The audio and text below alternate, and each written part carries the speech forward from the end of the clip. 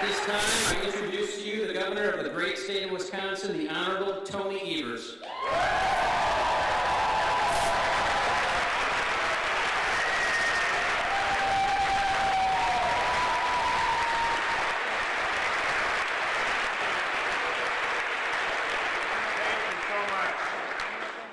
Wisconsin, Honorable Supreme Court Justices, our great tribal nation leaders, constitutional officers, Major General Knapp, members of the Wisconsin National Guard and active and retired members of our armed forces, cabinet members, Senate President Topanga, Majority Leader Lemieux, Minority Leader Agard, Speaker Vos and Minority Leader Neubauer, legislators, distinguished guests, and to all of the Wisconsinites joining us, whether you're here tonight or whether you're in the gallery or watching from home, thanks so much for being here tonight. I'm Tony Evers, and I'm proud to be standing here tonight as the 46th governor of the great state of Wisconsin to deliver my 5th State of the State address.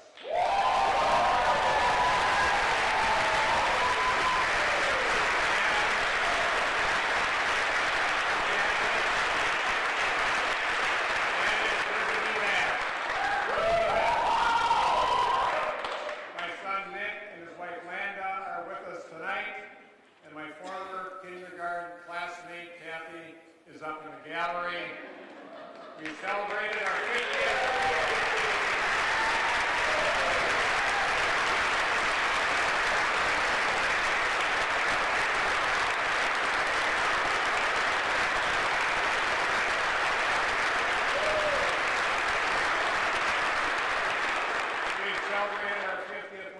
Wedding anniversary last year, and this year we'll be celebrating our 54th year of going to the Wisconsin State Fair together. How about that, Kathleen, Francis? Thank you so much for your relentless support, understanding, really good humor, and insight. I love you so much. Thank you.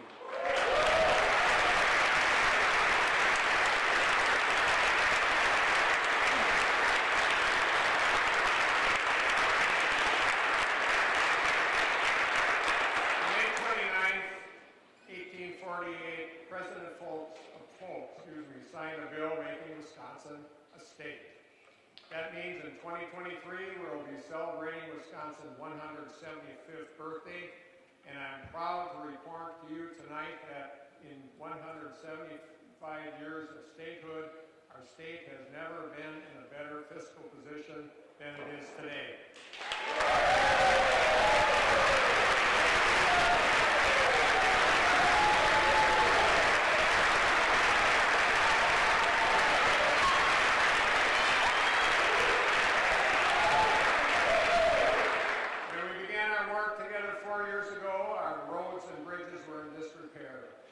Sent back tens of millions of dollars of your tax dollars to Washington, D.C. that could have been used to expand high-speed internet. Our school rankings dropped to 18th in the country at one point. Support for our university system had been cut by hundreds of millions of dollars. And our state was not actively working to address climate change or invest in clean energy. Well, I'm proud to say that the state of our state is much different today. We've gotten to work fixing the darn roads.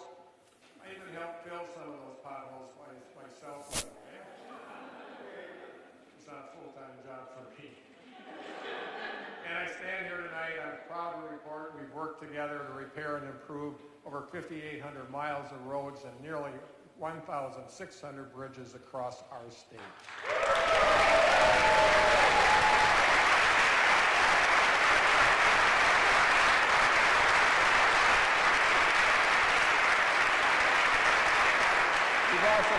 We've also gotten back on track preparing our state and our workforce and our economy for this century.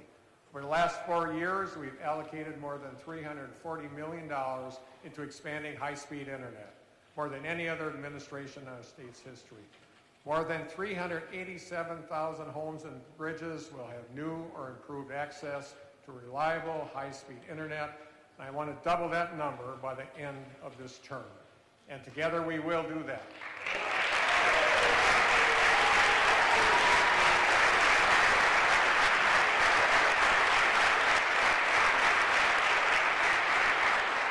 also created the Council on Health Equity and charged them with preparing a blueprint for reducing and eliminating health disparities across our state. We created the state's first ever plan to respond to and mitigate the effects of climate change.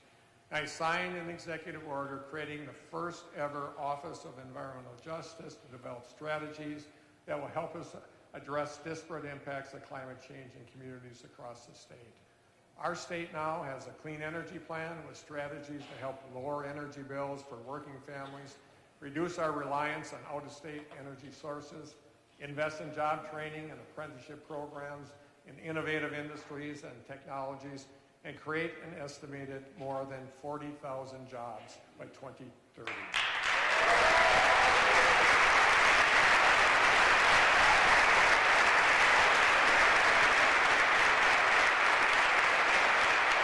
I've also kept my promises. I vetoed every bill before me that restricted reproductive freedom.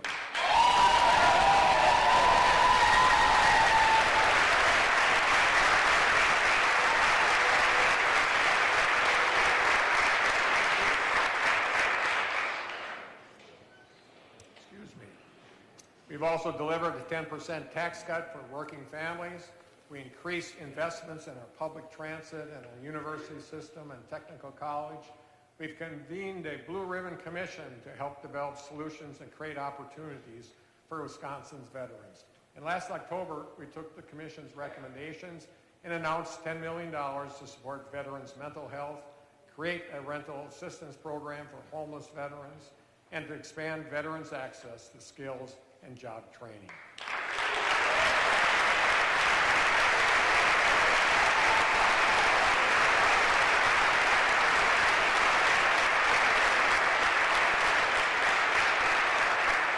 We've gotten to work these last 4 years making smart strategic investments, and our state's economy shows it. Over the last 4 years, unemployment has hit record lows, and we've had the highest number of people employed ever. Our state has a AAA bond credit rating for the first time in about 40 years. That means we're able to get lower interest rates and save your tax dollars. Our general fund and rainy day fund both ended the last fiscal year at the highest levels ever in our state's 175-year history. We're now expected to end the current biennium with about a $6.5 billion in our state coffers and over $1.7 billion in the rainy day fund.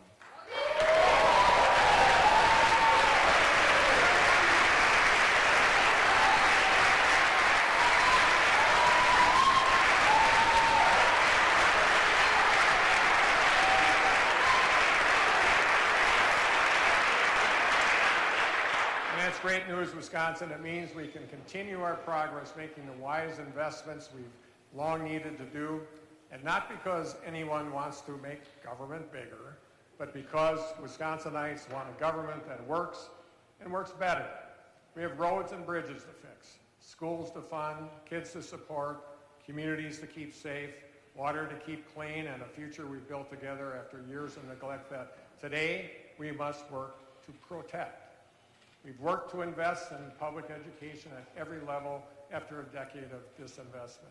We passed the largest increase in special education aid in state's history. Our K-12 schools have now returned to the top 10 in the country.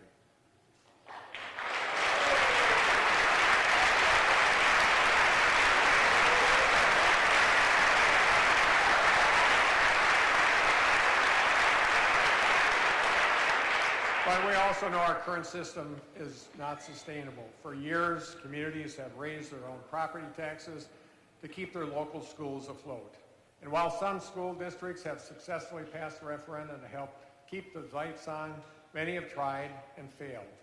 The system means drastic differences in outcomes for our kids, creating winners and losers, haves and have-not. Doing what's best for our kids has always been what's best for our state, and today we can afford to do more. So I'm going to deliver on the promise I made before the election to use a portion of our state's historic surplus to make an historic investment in our kids and in our schools.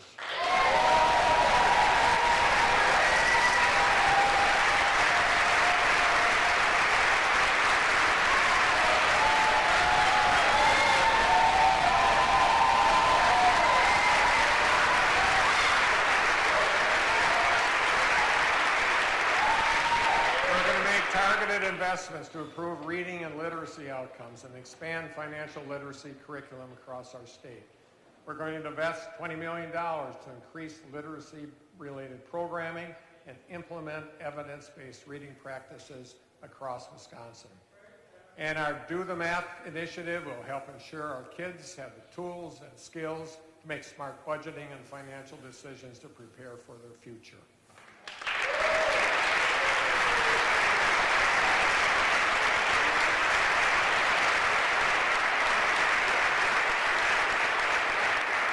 We also know that if we want to get our kids caught up and achieving at their highest potential, that we need to reduce and keep class sizes small. Schools need resources to retain experienced educators and recruit new talented folks to join in our classrooms. So I'm proposing a pathway to get experienced educators back into the workforce by making it easier for school districts to hire retired teacher and staff. And we're going to invest $20 million into recruiting, developing, and retaining teachers and student teachers, including $10 million for our local homegrown educators to bolster our educator pipeline and ensure it's sustainable for the future.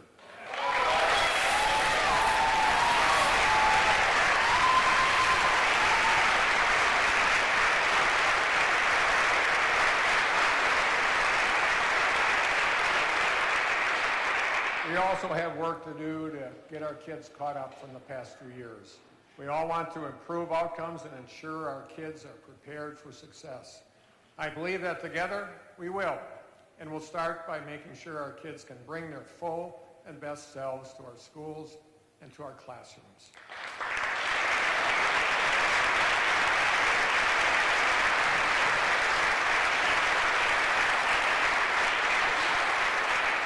Now, we cannot overstate the profound impact that the past few years have had on our kids in many ways, and that includes their mental health.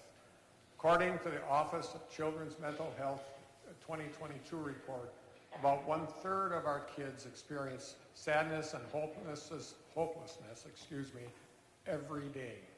That's every day, a 10% increase over the last decade. Kids in crisis are often distracted or disengaged in class, might not be able to finish their homework, and won't be able to focus on their studies at home or at school. Improving student mental health can also improve student learning outcomes and school attendance while reducing bullying, risky behaviors, violence, involvement in the juvenile justice system, and substance misuse. So over the last year, we've doubled our investment in our Get Kids Ahead initiative, investing $30 million of our federal pandemic relief funds to provide every Wisconsin public school district with new resources to expand school-based mental health services. Tonight, I'm announcing we're going to make Get Kids Ahead a permanent state program, and we're investing more than $270 million to ensure every student has access to mental health services.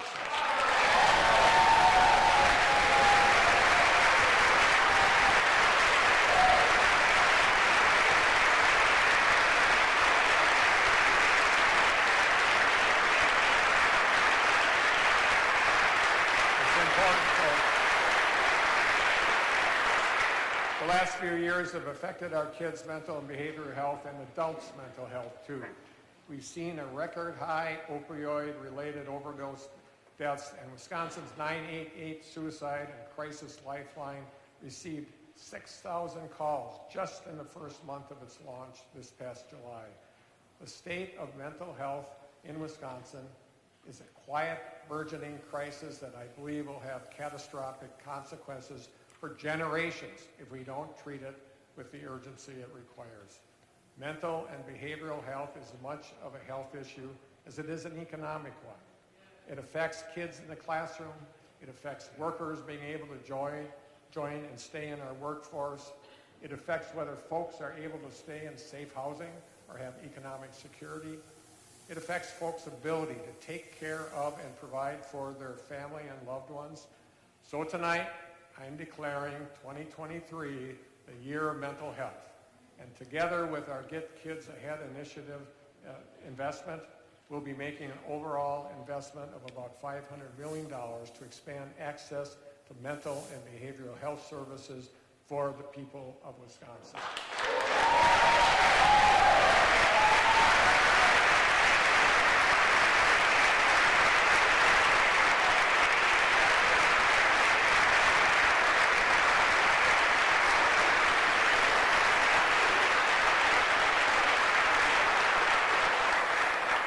The 2022 report by the University of Wisconsin Population Health Institute indicates that there are 440 people for each mental health provider in Wisconsin. And even before the pandemic, the 2019 report from the Institute indicated that 55 of Wisconsin's 72 counties have significant shortages of psychiatrists. So we're also going to invest in making sure we have adequate available mental health professionals who can provide the treatment Wisconsinites need across our state. We're going to invest in developing robust prevention strategies to reduce suicide, self-harm, and other mental and behavioral health-related injuries.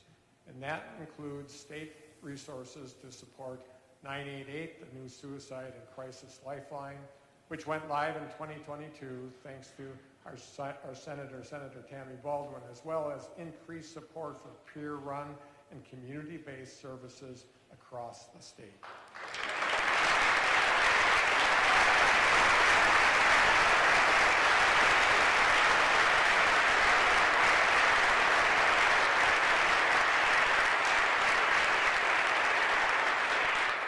Mental health deals with everybody here, you know, not just this side also.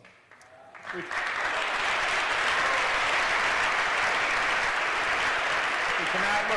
cannot look back 2 years from now as we prepare the next budget and wonder whether we should have done more and sooner to take good care of our mental health. Let's take this seriously and let's start today.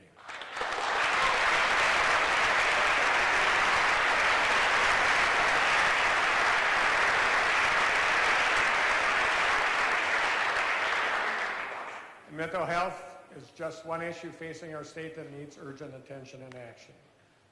I've also spent 4 years trying to get some folks, and some of them in this room, believing PFAS are a pressing threat to our state's economy and our health and our well-being and our way of life. I created the state's PFAS Action Council to prepare the state's first ever PFAS action plan. We set enforceable PFAS drinking and surface water standards for the first time ever.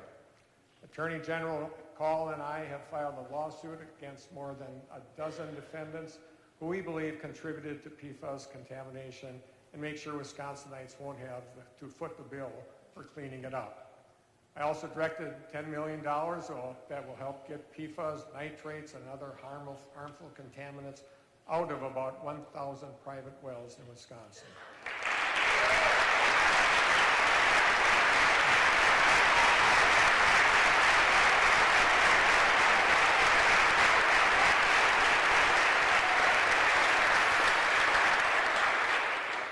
Clean drinking water has been a priority for my administration from day one. We've also proposed efforts and resources and ideas to make headway on PFAS and other contaminants that have been obstructed, delayed, and outright rejected. So tonight, I implore you again to join us in this fight. The work we must do to address PFAS and other contaminants grows harder and more expensive with each day of delay. Partisan politics cannot keep getting in the way of this work while Wisconsinites worry about the water coming from their tap. Clean water must be a top priority from us, from PFAS to lead to nitrates, and it will be in my executive budget I'll announce next month. I'm proposing to invest more than $100 million to take a three-pronged approach to confronting PFAS across the state. We're going to increase PFAS testing, sampling, and monitoring statewide so that we can find these contaminants and get them out of the water. We're going to make more resources available to on-the-ground partners to respond to PFAS contamination when it happens. And we're going to work to increase awareness about the dangers of PFAS so folks can take steps to keep themselves and their loved ones safe.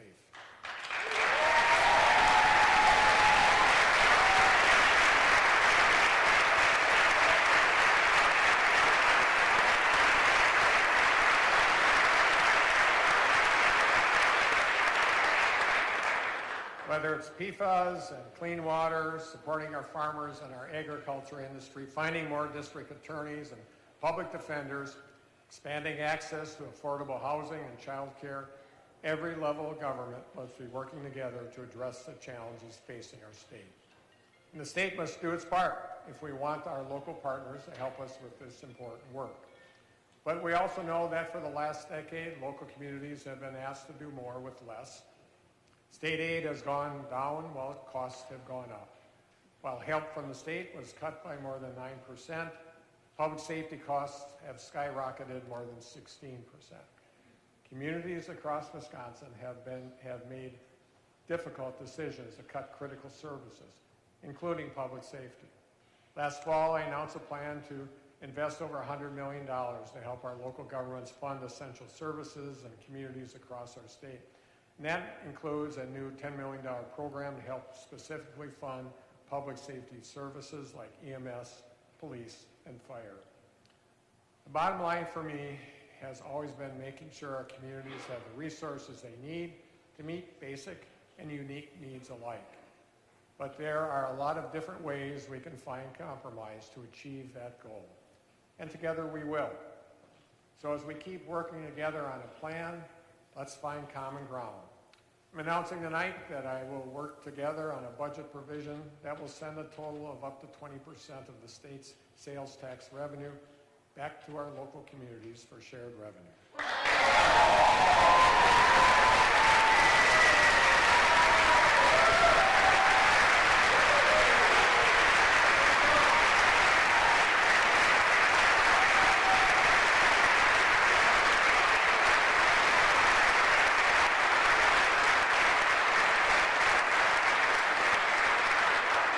This commitment will ensure our communities will see growth in shared revenue in the future after years of state investment not keeping up with their community needs. And it means more than $500 million more per year in new resources to invest in key priorities like EMS, fire and law enforcement services, transportation, local health and human services, and other challenges facing our communities. The state must fulfill its obligation to fund our communities, just like we must fully fund our public schools and invest in clean water. Our state and our economy and our workforce depend on these investments.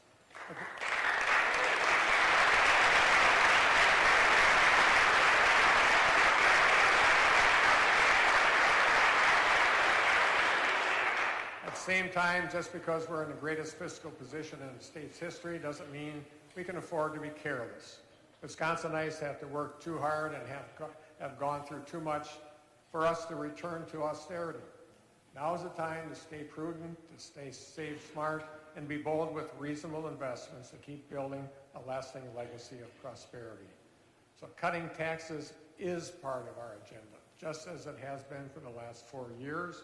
We've kept more money in Wisconsinites' pockets and delivered the largest tax cut in the state's history.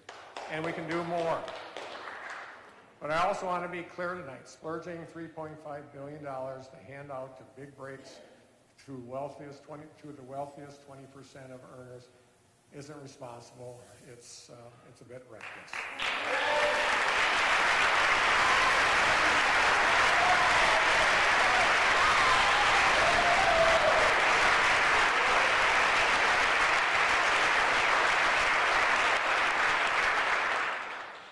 When we deliver tax relief, and we will deliver tax relief, we're going to do it responsibly by ensuring we can keep taxes low and now and in the future, and we'll do it without driving our state into debt or causing devastating cuts to priorities like public schools and public safety.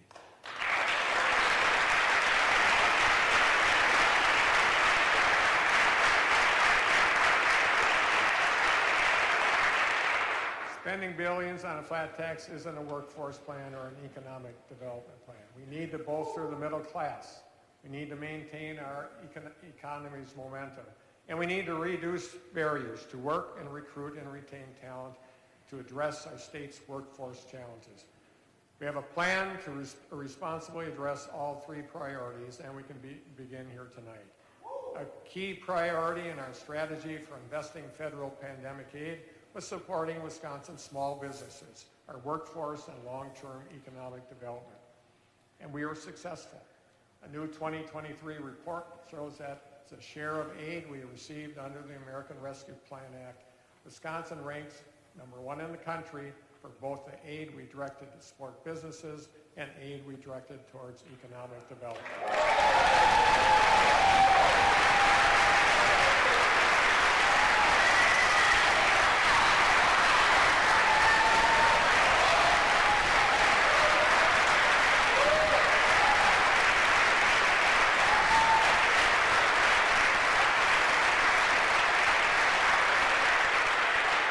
We invested more than $800 million to provide grants to tens of thousands of businesses to respond to and get through the pandemic, to make healthy and safe improvements, purchasing inventory, affording payroll and rent, and to keep the lights on. Through our successful Main Street Bounce Back grant program, I'm proud to announce tonight that we've helped more than 8,500 Wisconsin small businesses expand and move into vacant storefronts at communities across all 72 counties.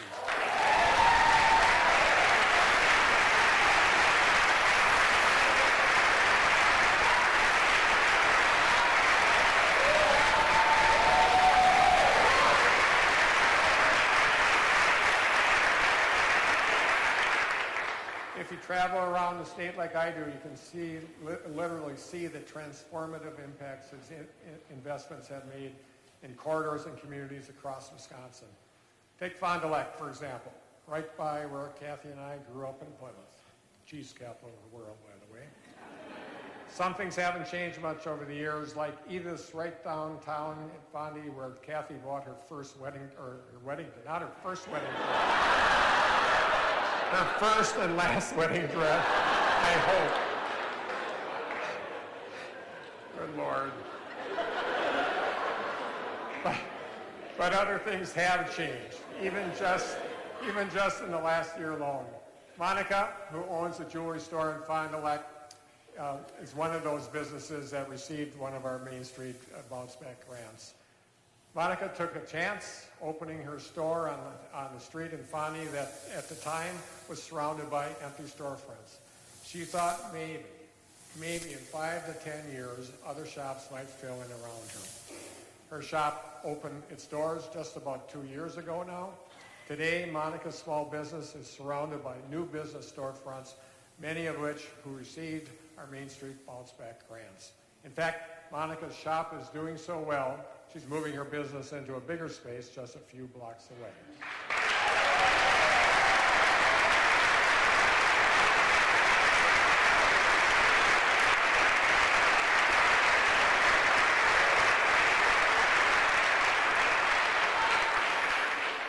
And this next one is good for everybody. When I visited Monica's shop, she told me I could never have done this in Florida or California.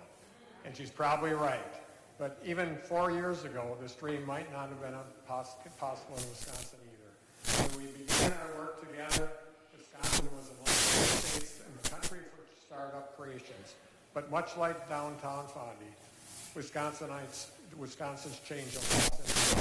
Since 2019, we've seen significant increases in business, new business formations increased to more than 71,000, and that's a 42% increase between 2019 and 2021.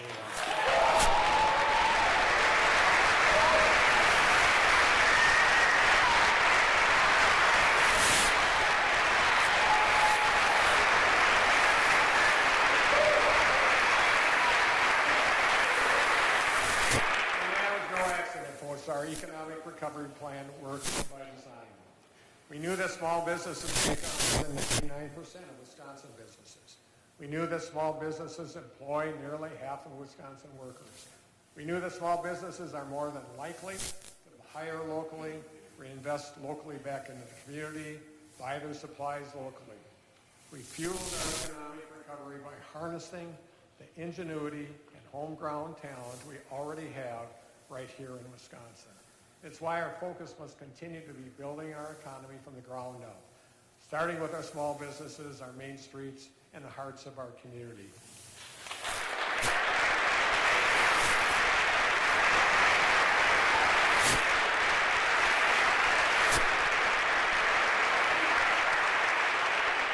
Tonight, I'm excited to announce we're going to continue our Main Street Bounce Back program in my biennial budget with a $50 million investment to provide as many as 5,000 eligible businesses with grants up to $10,000 to help afford building repairs and improvements, lease and mortgage payments, and defray other expenses that can be a barrier to someone's dream becoming a successful business.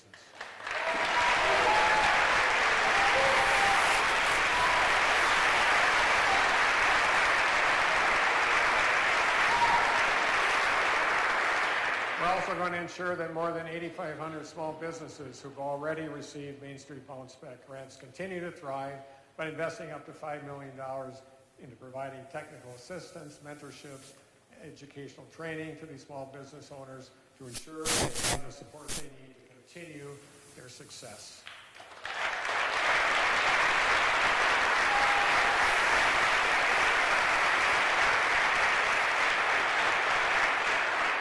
Our homegrown innovators and entrepreneurs also need homegrown talent to support our local businesses and our local economies. And that's what has been a top priority for us these past 4 years. We had record high job numbers in 2022 in really important sectors like construction, wholesale trade, professional scientific and technical services, and transportation and utilities. Our registered apprenticeship program last year had the highest number of participants ever in our state history. And last year we added 14 new career pathways to our youth apprenticeship program, construction, agriculture, health science, and science and health engineering.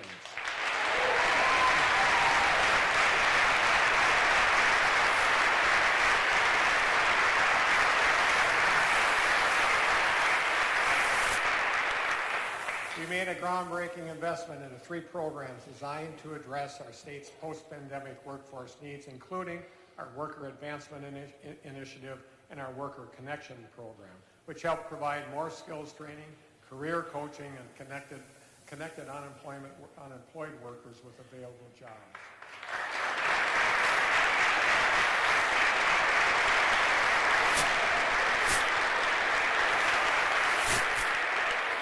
We also recognize that we cannot solve our workforce challenges with a one-size-fits-all from Madison approach.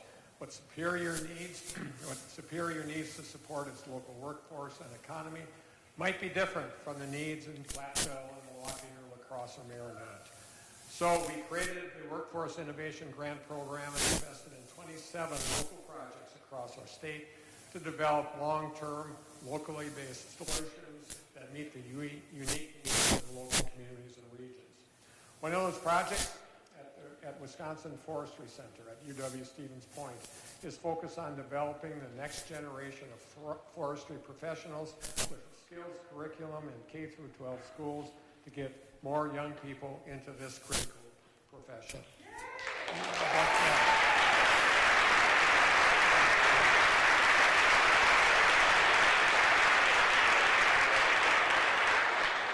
Another project with the Waupaca County Economic Development Corporation is expanding transportation services to make sure workers can get to work and around the clock, even third shift.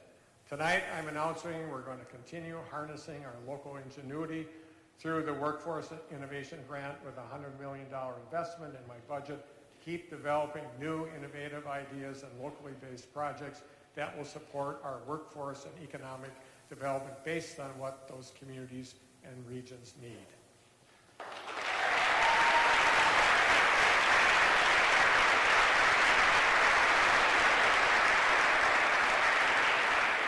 We're also going to invest $10 million in an initiative led by the Wisconsin Economic Development Corporation to collaborate with industries in every sector of our state's economy to develop and implement initiatives to retain and attract talented workers.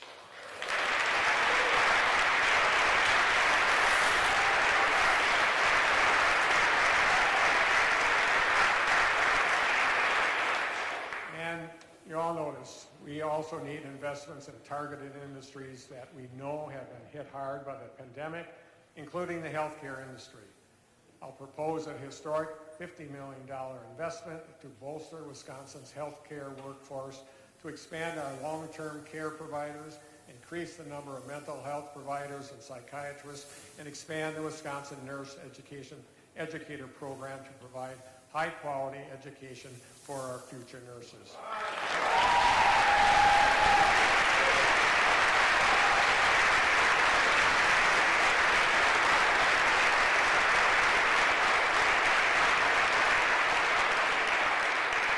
Finally, our state's clean energy plan provides a blueprint for skills training, apprenticeships, and creating good-paying, family-supporting jobs by investing in new, innovative industries and technologies. So we're going to invest nearly $10 million to expand clean energy job training and reemployment and reducing barriers for folks joining our clean energy workforce.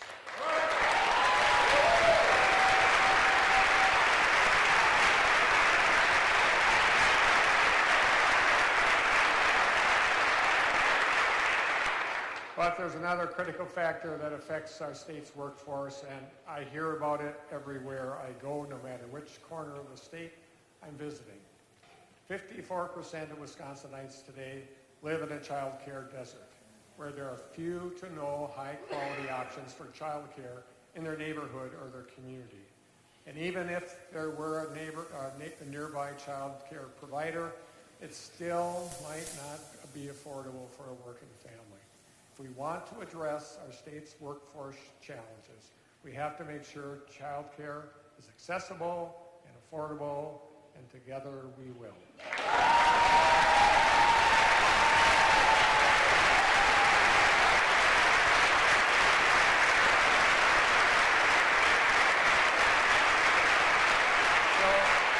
So the first thing we're going to do to deliver on my promise to expand the Child Independent Care Credit, which will provide nearly $30 million in tax relief to more than 100,000 Wisconsinites.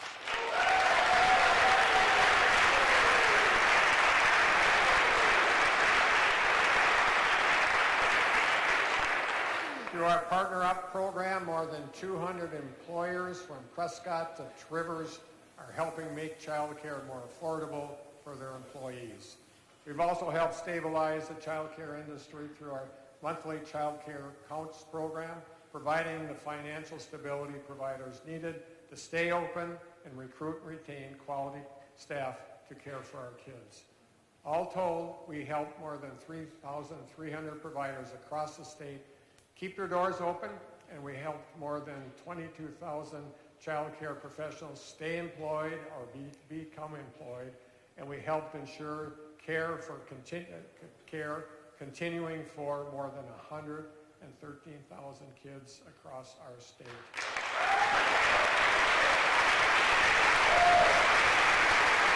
That's a big deal, folks. That is a big deal. These two programs made a big difference in the lives of kids and working families across the state. But the reality is that the federal funds that support them won't last forever. So we'll be continuing these programs to keep child care affordable and accessible in my budget. We're going to provide more than $340 million for child care counts so providers can have the financial stability they need to keep the lights on, pay their workers fair, competitive wages, and continue to provide high-quality care to kids across the state.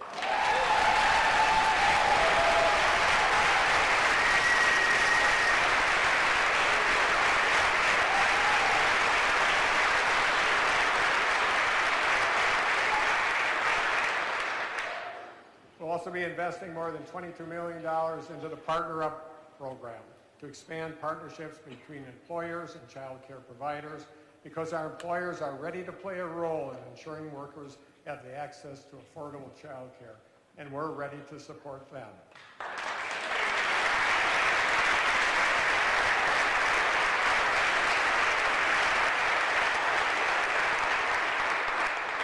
Wisconsin, we face much work ahead of us, but there is much opportunity. We can do big things in our next 4 years together, and if we are inspired, not by power, but by partnership, if we are dedicated, not to selfish interests, but to self-sacrifice, if we can forge new paths, not through conflict, but through collaboration, then together We will.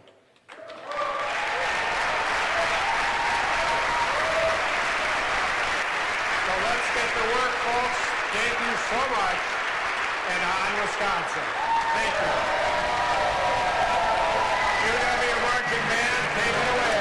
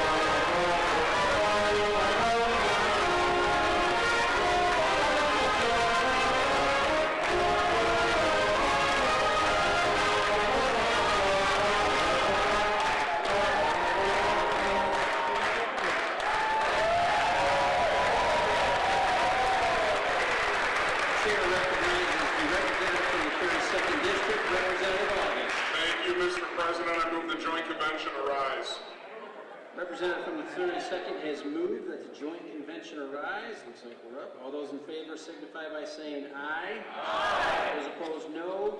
The ayes have it. The joint convention shall arise.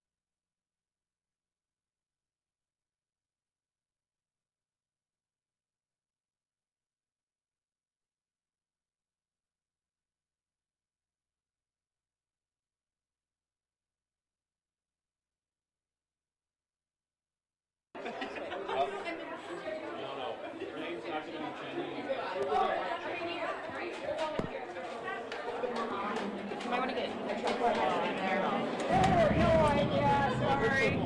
These guys are done, so. Alright. There's more than one band? There's a second band. Questions? So I'll check this one's a little quieter. Thank you.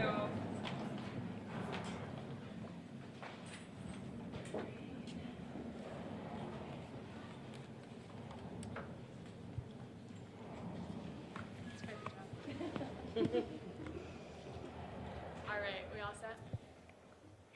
Okay, great. I'm Greta Neubauer, I'm the Assembly Democratic Leader, and we were so pleased to hear from Governor Evers tonight with his State of the State address. Governor Evers continues to demonstrate that he is listening to the people of Wisconsin. His leadership has put Wisconsin in an incredibly strong position to tackle the issues facing working families. I was very excited to hear about his priorities as we kick off this legislative session. As someone who did work on the issue of climate change before I ran for office, I was thrilled to hear about his plans to expand opportunities for workers in the green economy. I was really pleased to see Governor Evers focus on the issues of clean drinking water and PFAS. This has, of course, been a priority for Governor Evers for many years, but it really is tragic when you travel around the state and hear from those people who cannot trust the water from their tap. I'm hopeful that we'll be able to make some progress on that critical issue this session. And I will pass it over to Representative Haywood. All right, so good evening. I just want to begin by saying I applaud Governor Evers for taking initiative, as always, to recognize and invest in our small businesses. Small businesses not only contribute to our local economy, but they are the heart of our communities. The governor has done a great job in making sure that Wisconsin small businesses receive the much-needed aid to weather the pandemic, and it's great to see that tonight he's committed to seeing those businesses not only survive in the years to come, but thrive in the years to come. He's kept the unemployment rate low, in our workforce participation high, yet still has plans to make investments to ensure we maintain a steady and skilled workforce. It's clear that the governor gets that we have to invest in our workers and the priorities and issues they care about most. He understands that those investments will pay back great dividends. He also understands that the growth that comes from investing in the middle class and working families, not giving tax breaks to corporations and the wealthiest individuals. This is a common sense, measured approach to ensure that quality of life improves for all Wisconsinites. And all in all, the visions and the priorities of Governor Evers are the people's visions and priorities. And I will now pass it off to our caucus chair, Mr. Subak. Thank you, Representative Haywood. Hi there, I'm Representative Lisa Subak, and I wanted to talk a little bit about the investments that Governor Evers has made and will continue to make and grow in education. The governor has always said, and his policies have always reflected, that what is best, he says it better than I do, what is best for our kids is best for our state. And if we want Wisconsin to be a place where people want to stay and work and raise their families, we need to make sure that we are making meaningful investments in our public schools and our public education. Governor Evers laid out a plan tonight that shows his continued commitment to making our state a place where every child, regardless of where they live, whether they live in Spooner, whether they live in Madison, whether they live in Kenosha, or anywhere in between, can count on a high-quality education and receive that education right at home in their community. Our economic development is dependent upon our public education, and I'm thrilled that Governor Evers has made such a strong commitment to funding public education and strengthening our schools. And with that, I'm going to turn it over to my colleague, Representative Billings. Thank you, Lisa. I'm Representative Billings from La Crosse. Child care is an issue that's been important to me that I've worked on for several years in this building. And I was thrilled to see that the governor included child care in his State of the State address. It shows that the governor is listening to people in Wisconsin. While we have high workforce participation and low unemployment, we know that there are still barriers to people participating in the economy. So Governor Evers has a plan to address the real barriers that Wisconsinites are facing, including access to child care. I know that there are members on the other side of the aisle that care about this issue too, and that want to work on this together. and I invite them to come and join us to give relief to families in Wisconsin. I hear about this issue regularly in my community in La Crosse, and I'm glad that the governor is addressing it here. The second issue that I was really thrilled to hear him talk about was mental health for children. The Office of Children's Mental Health in Governor Evers' executive branch has developed a group. I'm part of it, with legislators on both sides of the aisle, with stakeholders, with youth throughout Wisconsin. And with that concerted effort, we feel like we have some things that can really work to help improve children's mental health. The governor takes that issue seriously, and his really healthy investment shows that he cares about our children and kids' mental health. Now I'll turn it over to our leader, Greta Neubauer, for questions. Any questions? Republican leaders, just after the speech, expressed concerns that a lot of what the governor was proposing tonight would be using what they refer to as one-time money in the surplus. Do you share those concerns that spending the surplus down on what the governor said, long-term investments would actually create programs that would end up running out of money, but in a few years? Yeah, thank you for the question. So, on the issues that Governor Evers highlighted tonight, clean drinking water, childcare access, making sure our kids have what they need to succeed in school, these are truly pressing issues that we cannot wait to address. We have the resources now, we should use them, and we need to make sure we're setting up our state to be in a strong financial position years to come, which means not providing a significant windfall for the wealthiest people in Wisconsin at the expense of our long-term ability to have sustainable revenue. Republicans essentially said there's no way they're going to get on board with this spending and everything that the governor listed off tonight. What do you say to that? Well, we hope that we can continue the conversation. The budget process really has yet to start. We have not seen the governor's proposal yet, but we know that all of the issues he discussed tonight were the issues that we hear about consistently from the people of Wisconsin. So we will do everything we can to try and find opportunities to move these policies forward. What do you think about the governor's shared revenue proposal that he announced today? We're really excited about the possibility that we may reach some bipartisan agreement on shared revenue. We know in communities like Racine, where I represent, and around the state, we cannot wait any longer to fund these essential services that Wisconsinites need. So we are hopeful that we will be able to move forward on a real proposal that increases resources for everything from libraries to first responders to public health departments to local parks. Can you comment on the omission of Democratic priorities like repealing the abortion ban, legalizing marijuana, expanding Medicaid? Those are not present in the speech. Can you react to that? Yeah, sure. So I think Governor Evers wanted to let everybody go home at a reasonable time tonight, and so really hit on some key priorities that I know we've all been talking about and are hopeful to make progress on this session. Of course, it's not everything that we will be working on, and we'll continue to work closely with the governor to make sure that we are amplifying those priorities and getting as many things done as we can this session. Are you disappointed he didn't highlight those? Oh, no. I think he highlighted things, again, that, when I was knocking on doors in the last year, I heard about these issues over and over again. There will always be more issues, and I think as Democrats, it's good for us to make sure that we're hitting those issues at the top lines, and sometimes a laundry list is not the most helpful for a speech like this. People have been preaching bipartisanism the last month here in the Capitol. It's been a mood change, I think it's safe to say. Do you expect that to continue after tonight, or do you think that we're getting to the budget now and some of that goodwill between the parties is going to start to dissipate? It's a good question. I think we approach every conversation with our colleagues on the other side of the aisle, with the governor, with the hope of getting as much done as possible this session. We all know that everything on our priority list will not happen this cycle, but we believe it's our responsibility as elected officials to find every opportunity to pass policy that improves people's lives in Wisconsin, and so we will continue to seek that opportunity wherever it arises. One more question. Perfect. Thank you. The ones on the way out, as you're the side doors, not the like rotating ones,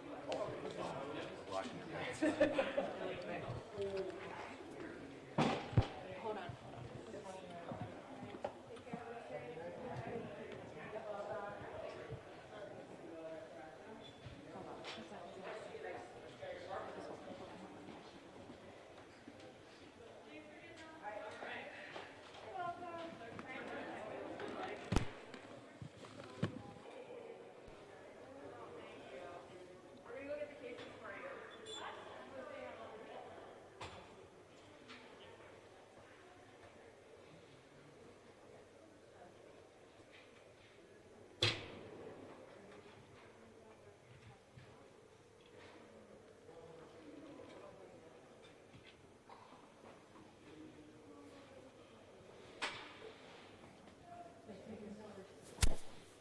thank you. Yeah, just get your stuff. Okay.